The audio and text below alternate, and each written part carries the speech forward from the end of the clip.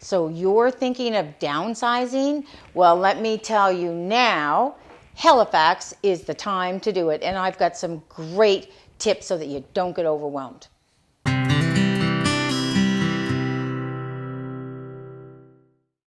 Hi, I'm Brenda Kay, and this is the Sweet Miss Frankie. Thank you so much for joining us on our video this week. If you like our videos, please hit subscribe. And I think someone's going to be a bit rambunctious today.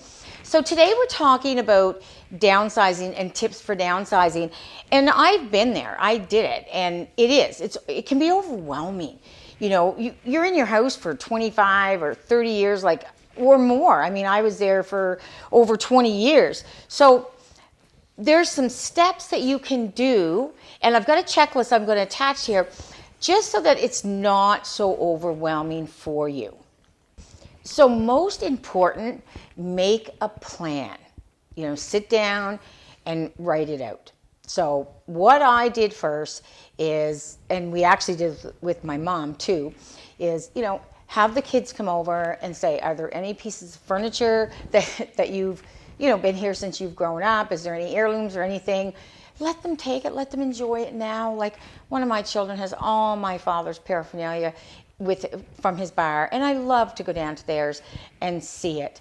Now, that being said, if you've got 5 bedrooms and you're downsizing to 2, at this point, don't get rid of she's a little rambunctious today. Don't get rid of all the furniture, because you definitely want that in the house when you're selling so people can see.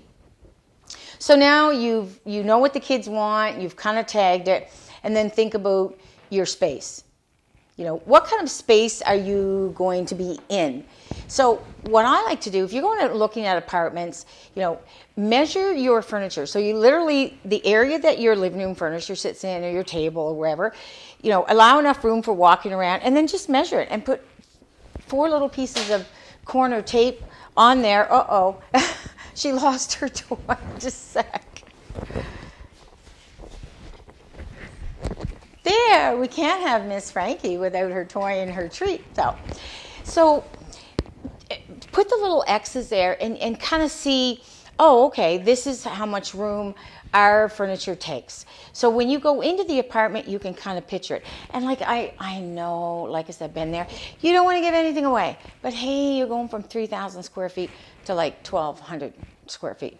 So the kids have all gone through. Now take a look at it and say, what have I not used in 12 months?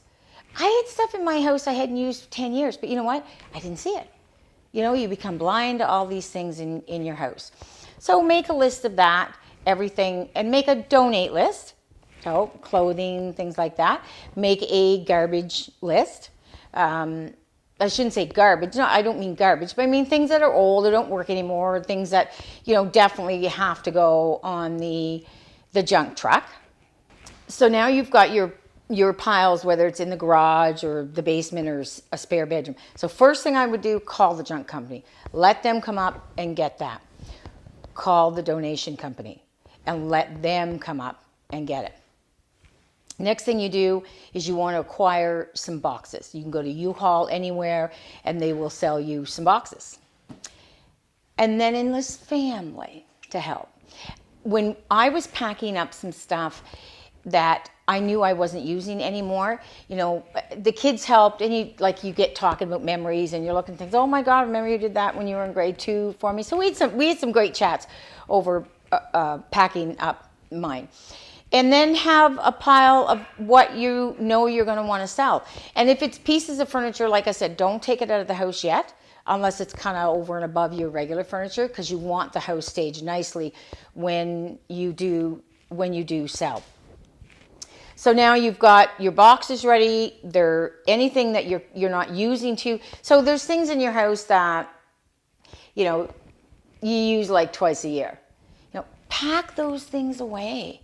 Because what it does is it helps relieve the stress of all of a sudden the house is sold and now I've just got so much to do, Go onto Marketplace or Kijiji, list things and like I said, make a pile, one place, preferably the garage.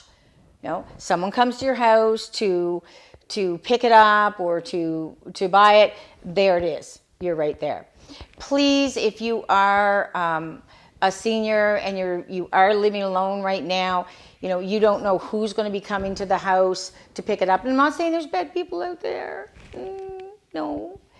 But, just have somebody there with you, okay? It's just kind of a safety thing. So we certainly have a really rambunctious Miss Frankie here today. So what I've done is I've attached a checklist